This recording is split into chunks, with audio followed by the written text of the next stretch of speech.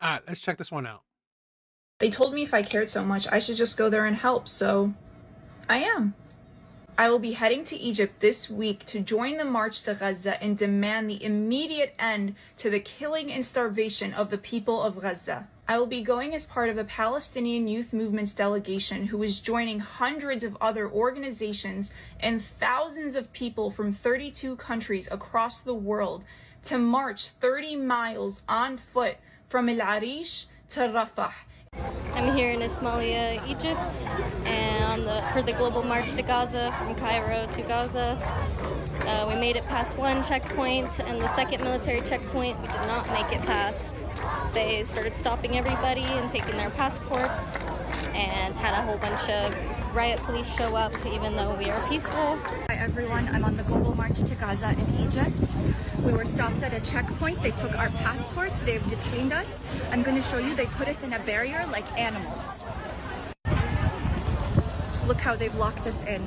They've locked us all in. These are all activists. These are all people. We are activists from multiple countries, and they've brought the army. They've brought armed cars. They are going to take us back to the airport to deport us. We have done nothing wrong. Canadian citizens and many Nothing wrong. You are not a citizen of their country. You don't have the freedom to do whatever you want. Even if you are the citizen of their country, that still don't prove that still don't give you the right or the freedom to do whatever you want in that country. This is the thing where a lot of people are so entitled. You think you have the freedom to do whatever you want because you come from countries like the US where you can insult your president. Other countries, I dare you. I dare you to insult people of the government. You will suffer for it.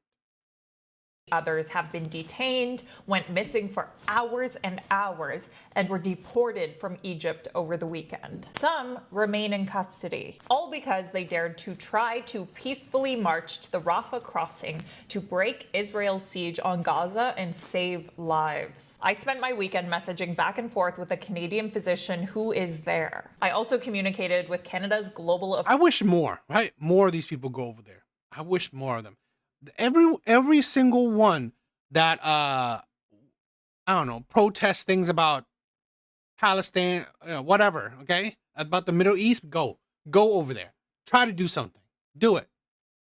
Affairs Department. And I'm going to fill you in on what has been happening here. Because sadly, the marchers have had to cancel their plans to head to the Rafah crossing. And despite communicating to Egyptian authorities that they no longer intend to go ahead with the march, and despite their movement's full compliance with Egyptian law, participants in the march are reportedly being arrested in the streets and their hotels simply for being part of this peaceful movement. All because, once again, they dared to march to the Rafah crossing to break Israel's siege on Gaza. Now, as I mentioned, over the weekend, Canadian physician Yipeng Ji kept me posted on what was going on. First, they left for the march, but when they tried to pass from Cairo to Ismailia, people had their passports taken. Yipeng sent me these images, pictures of passports piled on the ground. Fuck you, Israel! Fuck you, Israel! Fuck you, Egypt! Fuck you, Egypt! Fuck you, Israel! All right, guys, so we got to follow up on what I believe to be one of the most fascinating stories going on today. Now, Egypt does not want the Palestinians in their country, right? They don't want anybody coming across the border.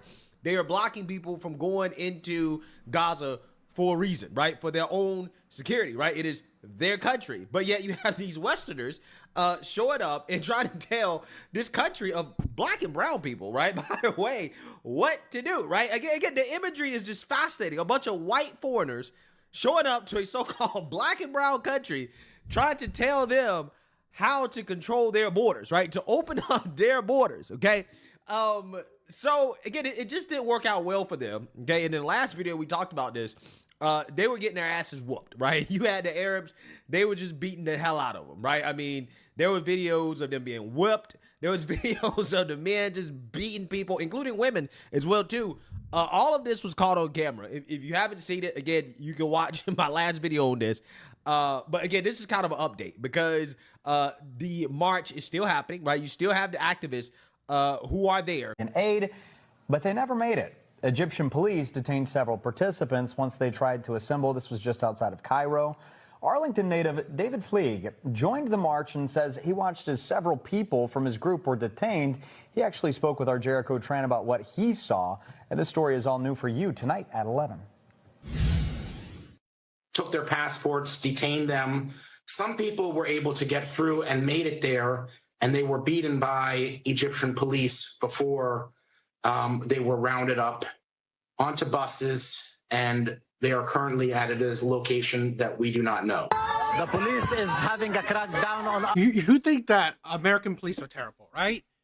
If you have the same attitude when you have towards American police, disrespect, or however you treat the American police, you do the same thing in another country, I guarantee you get worse. I guarantee you will get worse. Arlington, Massachusetts native David Fleig found himself in the midst of danger after a failed attempt to reach the Rafah border from Cairo, Egypt during the global march to Gaza. The American delegation of which I was a part, it's unclear exactly what happened, but we had somewhat of a collapse of our leadership and communication structure, and were told that we should all return to Cairo.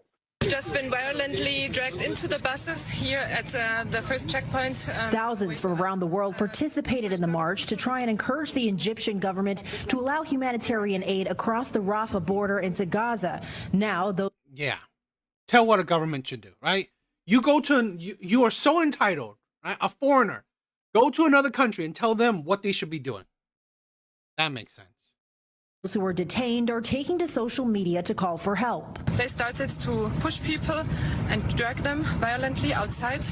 They have beaten people. I have seen one woman that was beaten in her face in front of me. I think the very idea of us doing anything to highlight what was being done to the Palestinian people was not acceptable to them.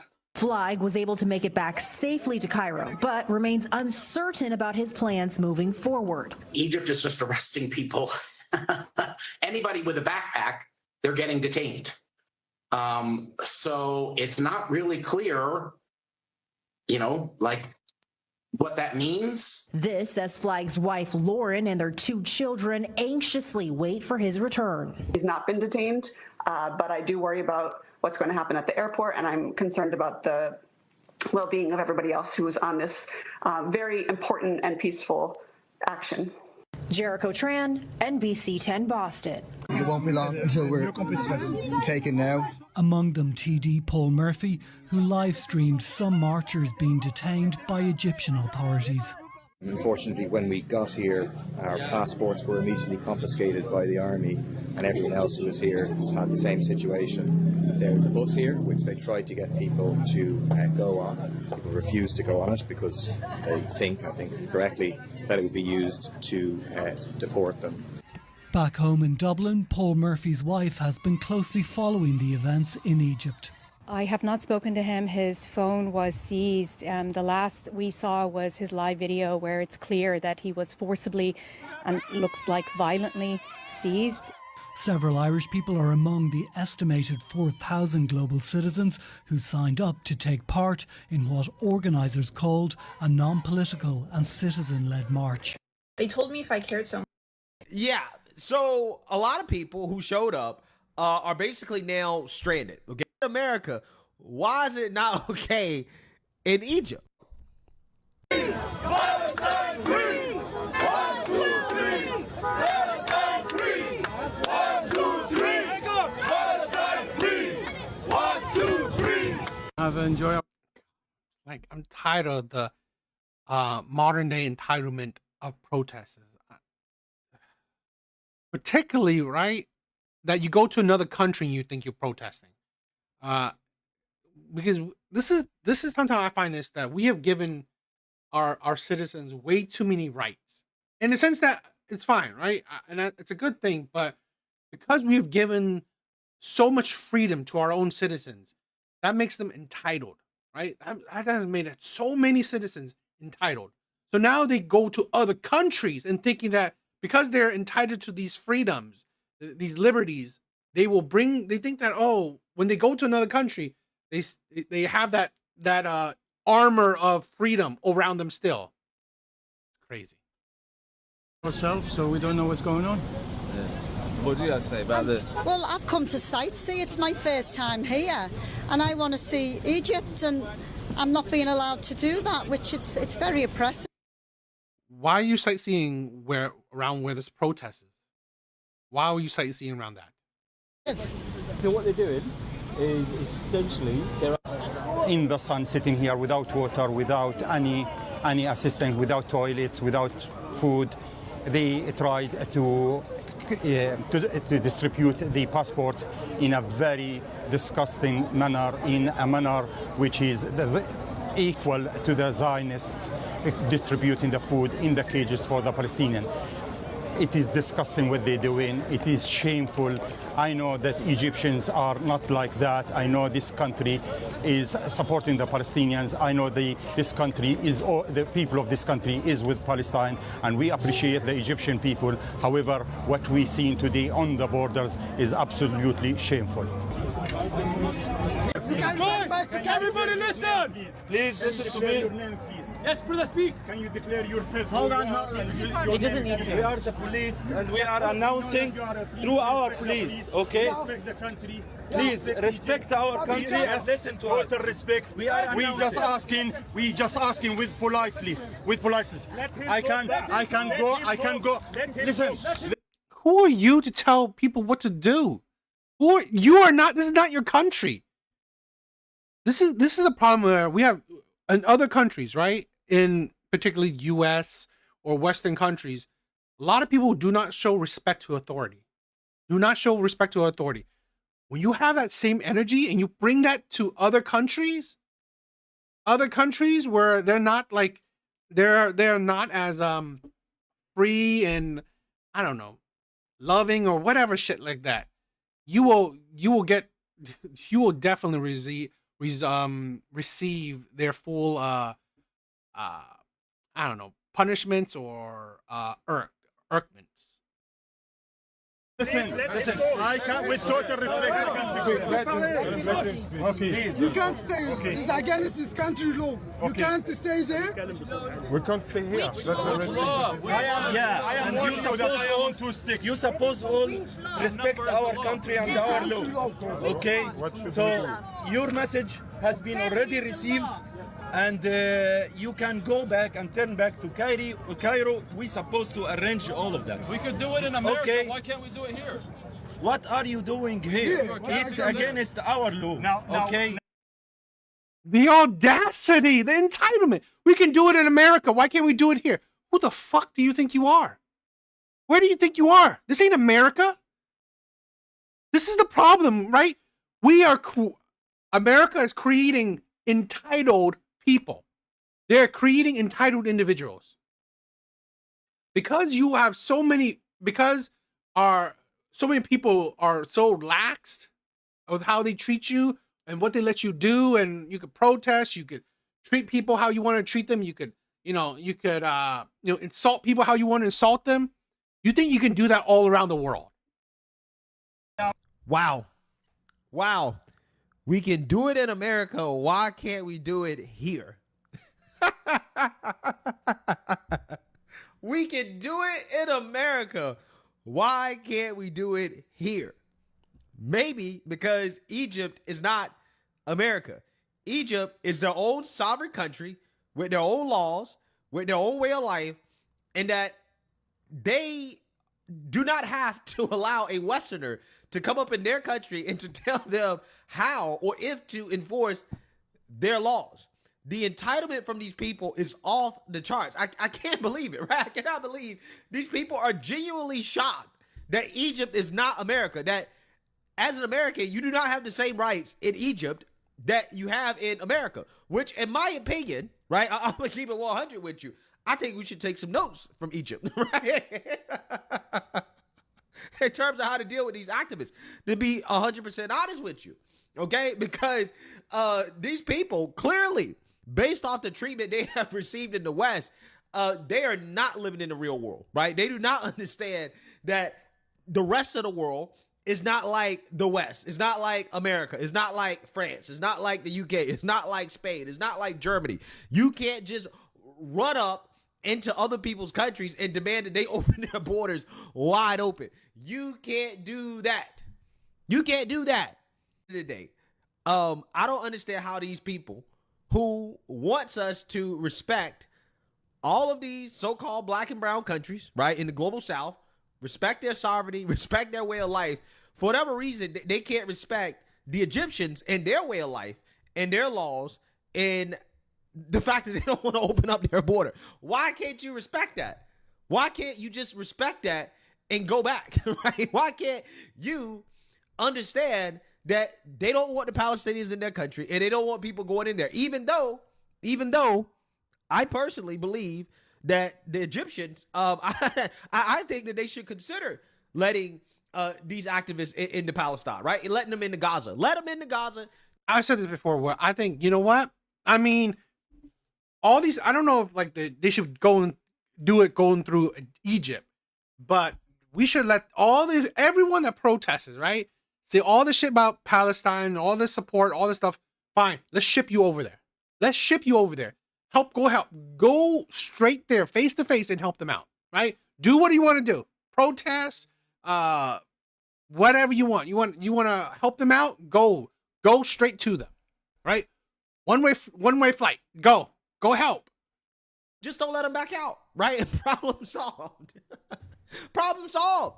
Okay, since they want to go and help the Palestinians so much, which, by the way, hey, they're putting their money where their mouths are. They're actually going, okay? I mean, I'd much rather them be agents of chaos in Gaza than to be agents of chaos in America, right? Or in the West. So, again, if they want to go, cool, right? That's fine by me.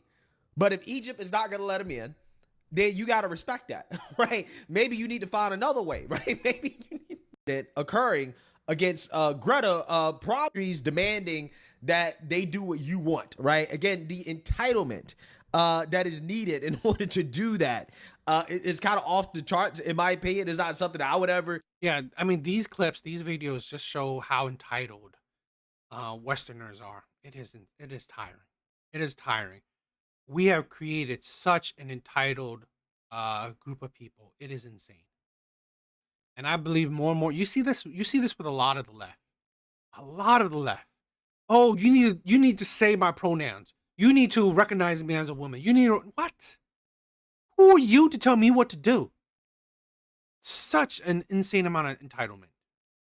Let's check this clip out. Congresswoman Jasmine Crockett sparking outrage for appearing to dismiss the murder of 20-year-old Kayla Hamilton, who was killed at the hands of an illegal immigrant in 2022. The House was debating a Republican-led bill named after Kayla when the Congresswoman made these comments. Listen. You take a situation and then you exploit what has happened to not only that person, but you exploit those families and you make it a game. Stop just throwing a random dead person's name on something for your own political expediency. Joining me now is Jeff Gaylor, the sheriff in the Maryland County. Random dead person. Random dead person. So should we say any black person that has died is a random black person? A random person that died? Should we so a random black person, George Floyd, died, and it was right for a protest. The absolute fucking insanity. Where Kayla was killed, and Kayla Hamilton's mother, Tammy Nobles. Thank you both so much for joining us. Tammy, what was your reaction when you heard the Congresswoman describe your daughter like this? I was really furious because you just don't call a victim of a crime just a random dead person. No victim should be referred as a random dead person. Nope. We were there. I mean, they were there discussing her bill, and what she said was really nasty, and it came across as racist. Tammy, what do you remember the most about Kayla from when she was a little girl? And didn't BLM use George Floyd's death, exploiting his death to protest? What's the difference? What's the difference? Because of skin tone? Because of skin tone? Because she didn't die from the police, but from an illegal immigrant that, the Democrats want to support.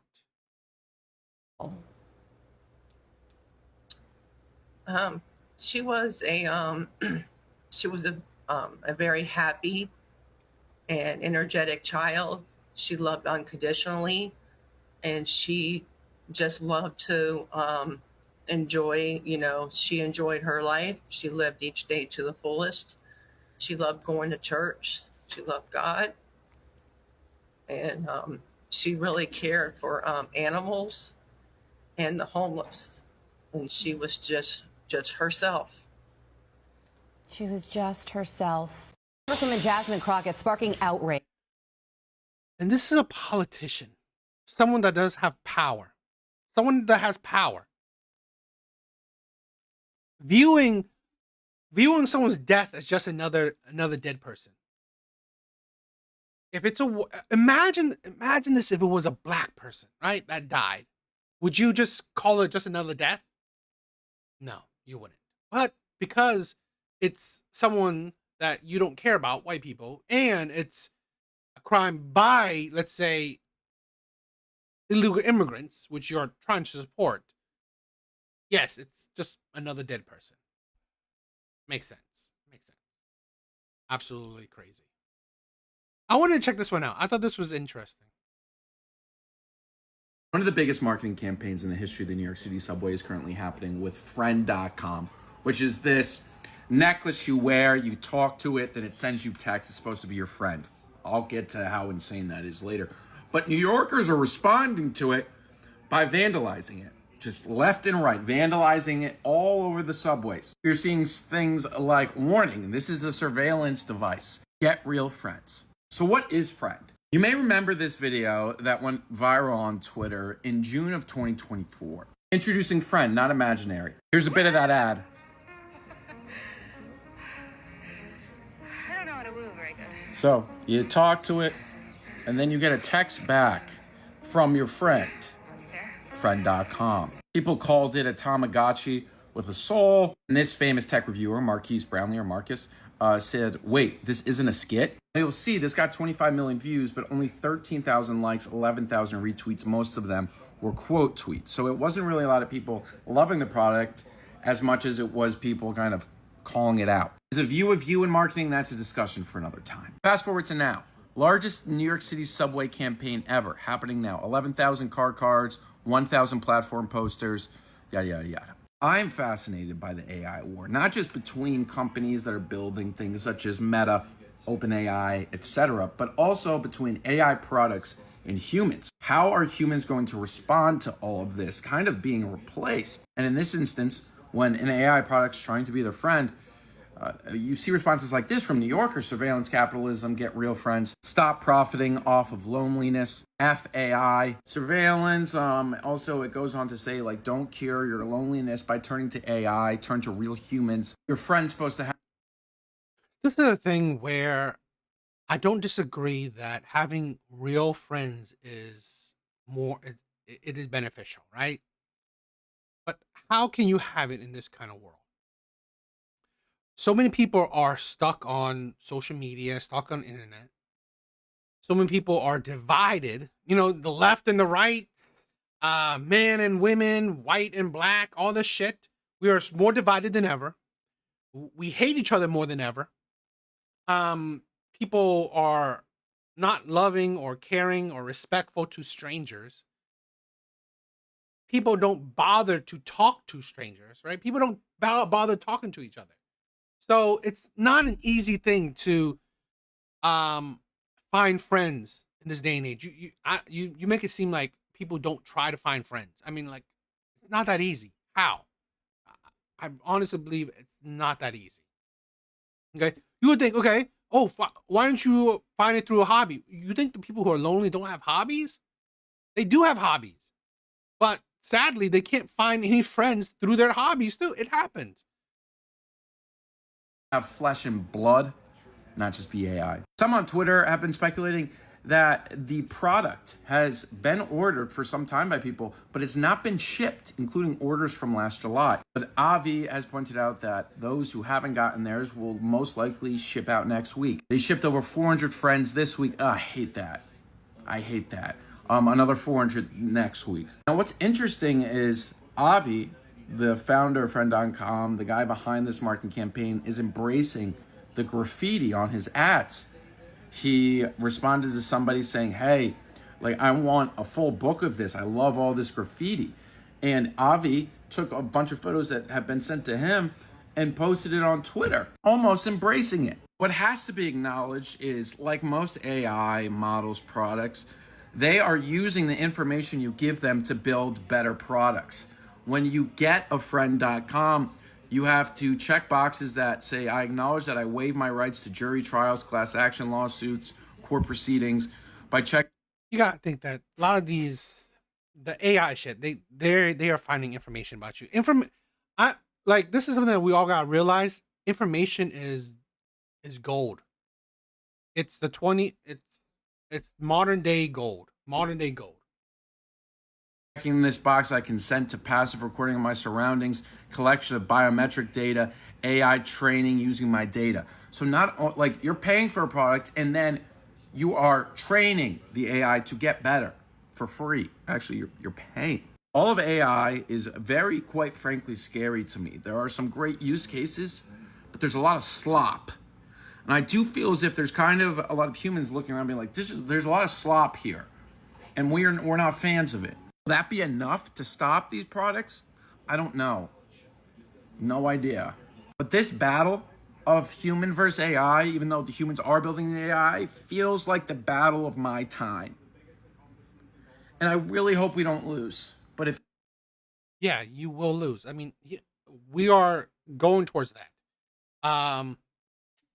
We're going toward things are being built by machines. Things are being built by machines. Things are, you go to McDonald's and you have to use all these kiosks. You go to these places, you gotta use kiosks. Robots are assembling your cars. Robots are packaging or, picking up your packages in, Amazon warehouses. It is what it is. That's the future that we are building. I mean, because you gotta think, people don't want these jobs. Well, they are circumventing it through AI and robotics. That is the world that we are living in. What do you guys think?